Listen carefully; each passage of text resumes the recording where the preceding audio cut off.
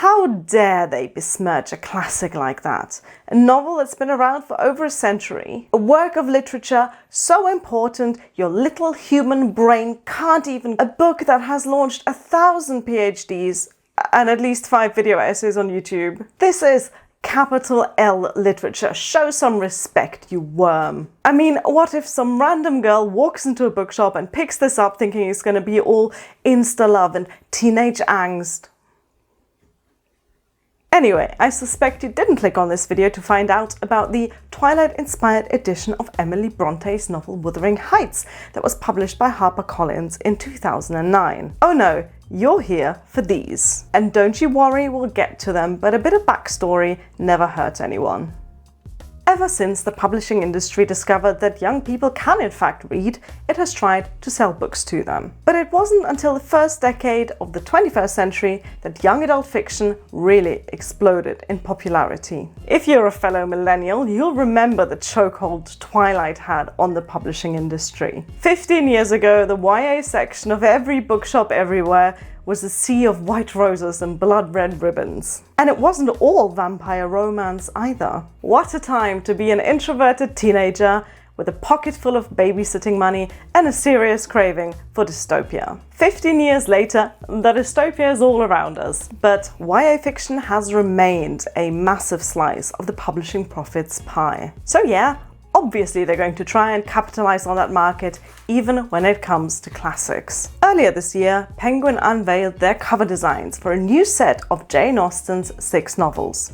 This is what they look like. Take a good moment to bask in the neon glow. Whoops, too slow, but that's okay, we'll see a lot more of these covers later in the video. Hello and welcome to Spinster's Library. I'm Claudia and let's talk about the death of literature, the destruction of all that is holy, the desecration of culture itself. Since the unfortunate birth of book Twitter, people online have been outraged by anything and everything related to books. Sometimes I wonder if book Twitter even likes reading. But who am I to judge? We all need an outlet for our aggression sometimes. And having a go at teenagers and the things they like is a centuries-old tradition. In 2009, HarperCollins released Wuthering Heights by Emily Bronte with a Twilight-inspired book cover design and the tagline, "Love Never Dies." Wait, isn't that the title to the failed sequel to Andrew Lloyd Webber musical The Phantom of the Opera? So it is, and that one came out in 2010, so I guess Twilight did it first. Anyway, imagine it's 2009 and you are one of the select group of 40 million Twitter users. Elon Musk is as far away from your favorite microblogging platform as Donald Trump is from the White House. You're just minding your own business, buying skinny jeans and watching the latest season of House, when all of a sudden you spot this. Are you kidding me? They seriously gave Wuthering Heights a Twilight-esque cover? Come on! Didn't get a pic of this, sorry, but saw today that Wuthering Heights now has a cover like a Twilight book. Very depressing. What the actual shit? DNW Wuthering Heights with Twilight cover? Angry face. Saw a Twilight-style cover for Wuthering Heights today. Annoyed me. There is now a Twilight cover on Wuthering Heights saying Bella and Edward's favorite book. What the fuck? Destroy literature a bit more, please. WT Fish, a Twilight-inspired cover for Wuthering Heights? Twilight equals death of literature and Emily Bronte is turning in her grave right now. And that's the day literature died. So easily preventable as well. I'm sorry that this video doesn't have a happy ending. I know we all need some uplifting content in this day and age, but sadly, real life is cruel sometimes. It's a tragic story, but well, we've had 15 years to deal with the grief. And I'm not saying that one can ever truly get over something as huge as, you know, the death of literature. But maybe it's time to move on, you know? Wait, was that? Oh, literature didn't actually die with the release of the Twilight-inspired Wuthering Heights covers. Phew. I was worried I was going to have to pivot into, I don't know, cat ASMR or something.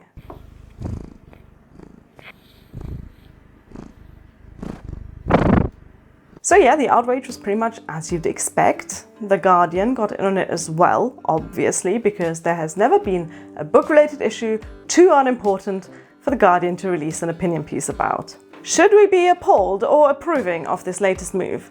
Those of us who find ourselves shaking our heads and muttering dreadful, dreadful, are possibly marveling at the chutzpah of those who would make an enduring classic such as Wuthering Heights, they are still making telly out of it 160 odd years on, into a pale imitation of a mass-market publishing phenomenon aimed at adolescent girls. HarperCollins didn't stop at viciously murdering Wuthering Heights, oh no. In 2009 and 2010, it continued to release Twilight-inspired editions of popular classics, such as Romeo and Juliet by William Shakespeare, Jane Eyre by Charlotte Bronte, and... oh look, it's Pride and Prejudice. Yes, I bought this second-hand copy just for this video.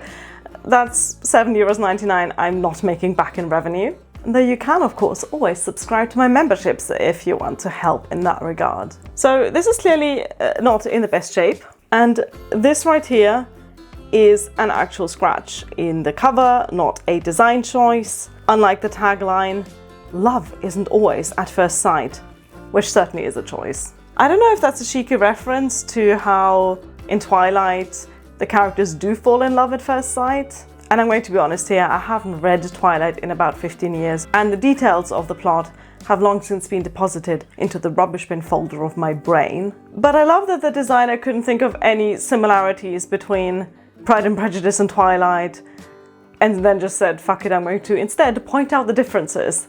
That'll sell.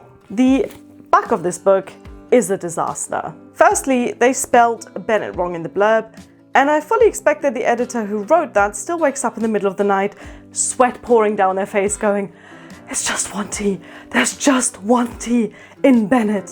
Secondly, they claim that if you love this book, quote, you'll also love Wuthering Heights by Emily Bronte.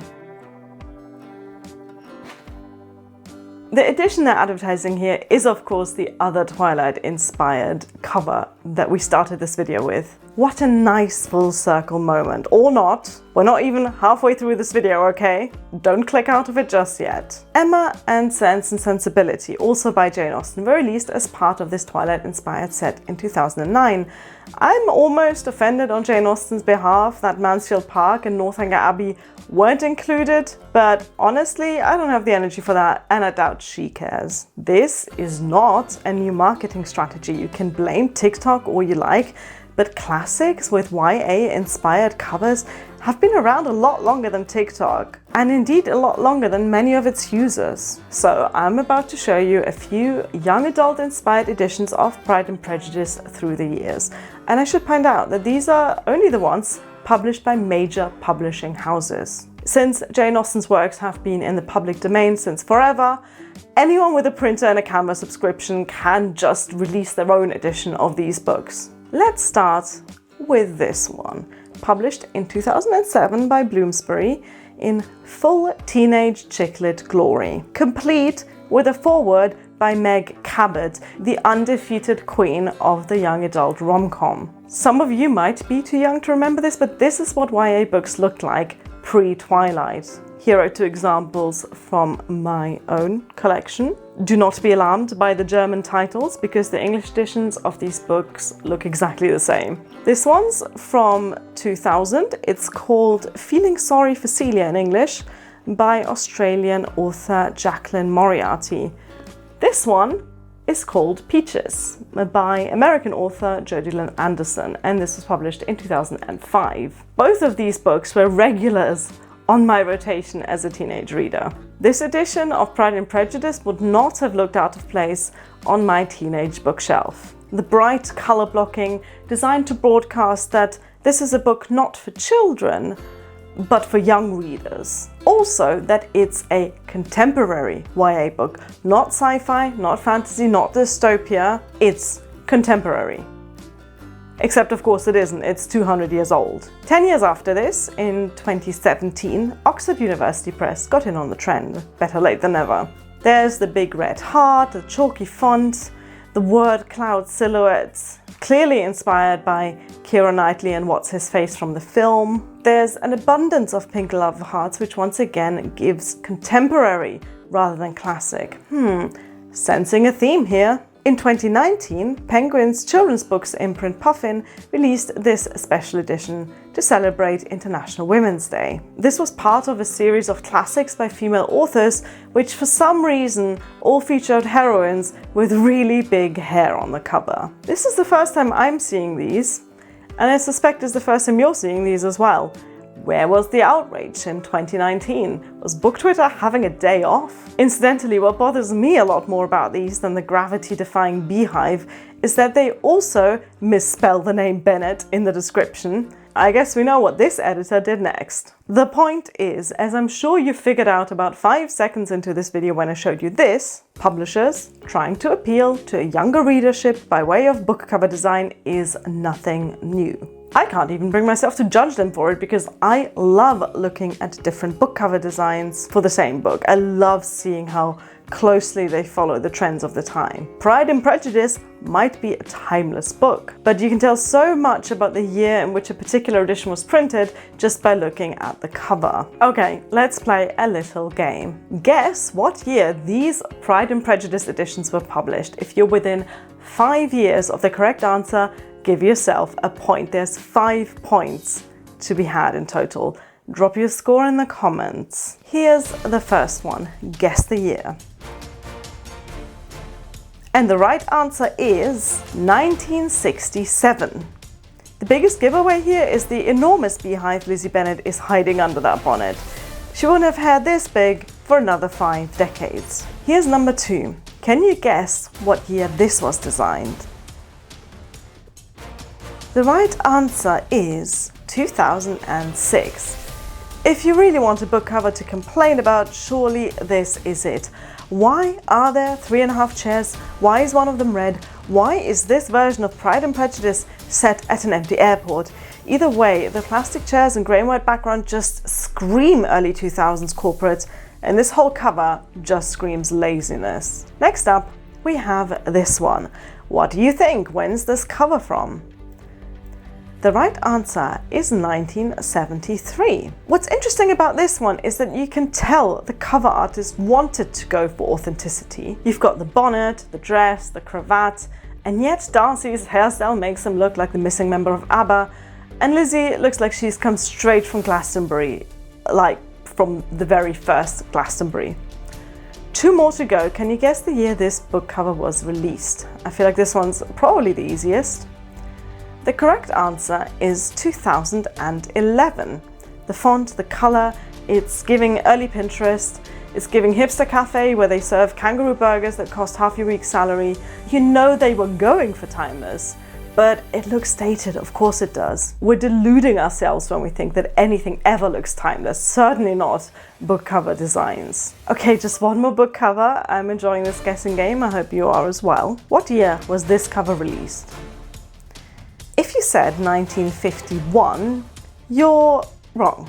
This edition is from 2013, from a publisher called Pulp the Classics, which prints classic books with cheeky pulp-inspired covers. I love this one so much. Please sponsor me, Pulp the Classics. I will ad read for these so hard. Anyway, this is where we get to these book covers. The influence of TikTok on the reading behaviors of Gen Z is undeniable. TikTok reaches audience in numbers you and I, veterans of ye olde booktube, can only dream of. In an age where every bookshop has a #BookTok shelf, where influencers have the power to single-handedly propel books right to the top of bestseller lists, publishers are taking note. By the way, if you're new to this channel, you should know that I'm somewhat of a connoisseur of vintage book cover designs of classics. Last year, I made a whole video of me reacting to different cover designs for Pride and Prejudice. Link down below. I adore seeing how different publishing houses target different sections of the market over the course of decades. The trashier, the better. But I have to say, I'd struggle to describe these book covers as trashy. There's definitely something retro about them, a touch of the early 2000s YA style in the bold colors. But the illustrations are firmly grounded in this decade. I don't love the orange font on the purple background of the Persuasion cover. In fact, that one's my least favorite of the 6 of them. The inclusion of Harriet Smith on the cover of Emma is interesting and justified. She gets at least as much screen time in the book as Mr. Knightley does. My favourite though is Sense and Sensibility. There's something about the pose, the botanical elements and the green and pink colours. I like it. Would I put these on my shelf? Yeah, I absolutely would. I might even get myself the Persuasion one, since my only copy of Persuasion is this one, and the less sad about it, the better. Fun fact, I did a video investigating why Wordsworth classics are so ugly, link down below. And I might get the Mansfield Park one, should I ever feel the unnatural urge to reread that slog of a book. Here's my copy of Mansfield Park. It's not pretty, it's not interesting, it's quite boring actually. I guess in that regard it fits the content perfectly. What else can I say about these covers? They're fun, they're modern, and they really stand out on the shelves. I spotted these in a bookshop in the UK a few weeks ago, and even just from the spines, they pop. I seem to be in the minority with this opinion, because when Penguin unveiled these covers, the internet was... I don't even need to tell you. You know what they're like by now. Here's the thing, if you hate these covers, you don't have to buy them. There's half a dozen other editions you can get of any Jane Austen novels, just published by Penguin and its subsidiaries. Never mind the hundreds more you can get from other publishers. You're well within your right to call these books ugly. I call books ugly on this channel on a regular basis. But there's no need to act quite so threatened by these book covers. They're not getting rid of this edition just to sell you this one. I promise. Penguin are well aware that these covers aren't going to be catering to everyone, and I suspect they don't intend them to. They're targeted to a specific market, which might come across as cynical, but that's just business. With the continuing popularity of TikTok and of bookish content on TikTok, I can guarantee we'll see a lot more classics getting a bit of a visual revamp. This is a good thing. Don't you want the next generation to discover the books we love? Take a deep breath and repeat after me. We do not gatekeep classics on Spinster's library.